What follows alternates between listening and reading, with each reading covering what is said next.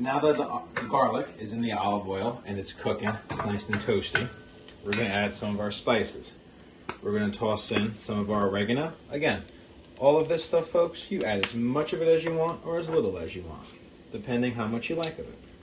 Some basil.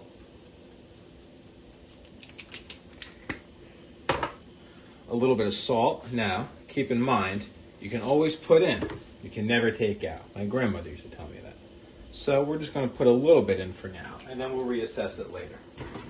And then, last but not least, I'm going to toss in some pepper. We're going to let this cook for about 30 seconds, 35 seconds, and then we're going to toss in our homemade crushed tomatoes. Now this is going, it's nice and toasty. It's smelling absolutely magnificent. We're going to toss in our can of crushed tomatoes. This at Kroger is 89 cents for this massive can. You can buy the can that says tomato sauce. It will not be as thick as crushed tomatoes. That's entirely up to you. I like my sauce with a little more texture, so I always buy the crushed tomatoes. Bring the can close to the pot so nothing splashes up. We're going to dump it in. Then we're going to lower the heat to 1 or 2 knobs or dots above the low mark on your stove. Give the sauce a good stir. Let everything start to cook and simmer in. All the spices in the sauce are going to meet each other. And they're going to all be great friends because it's going to turn out delicious. The key ingredient in any good Italian sauce is cheese and breadcrumb. We're going to start with breadcrumb. I got this at Kroger yesterday. It was $1.50. Only when they had, unfortunately. So we're going to put a little bit of breadcrumb in. But if you don't want to buy breadcrumbs, if you have a loaf of bread at home that was laying out for 1 or 2 days and it got a little hard, you just take that loaf of bread to a cheese grater, grind it up, and that's where breadcrumbs come in.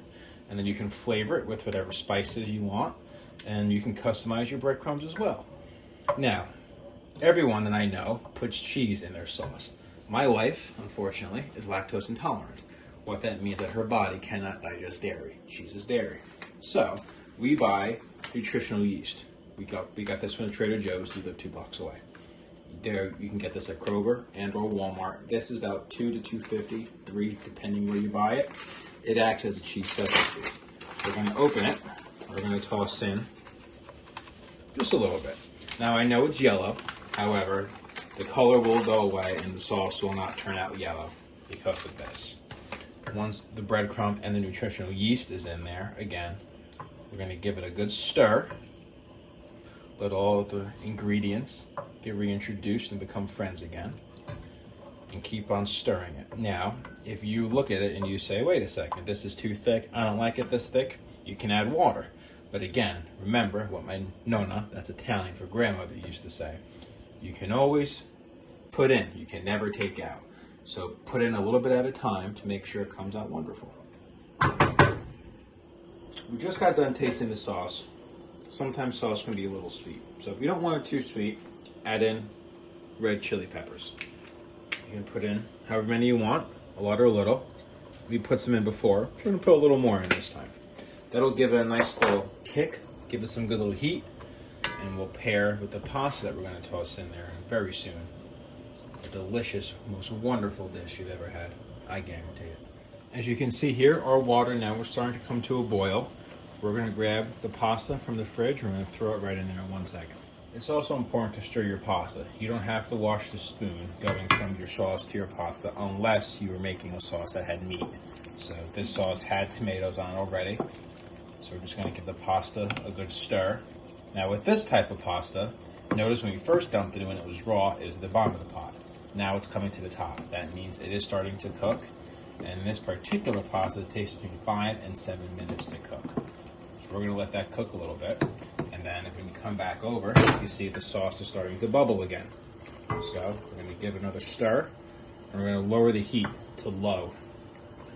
Now the sauce is just about done. It's about 95-96% done. So we're going to put it on low and we're going to stir it again.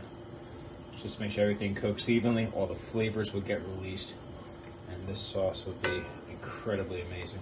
Now, our final masterpiece. Fresh basil that we chopped before. We're gonna toss it right in.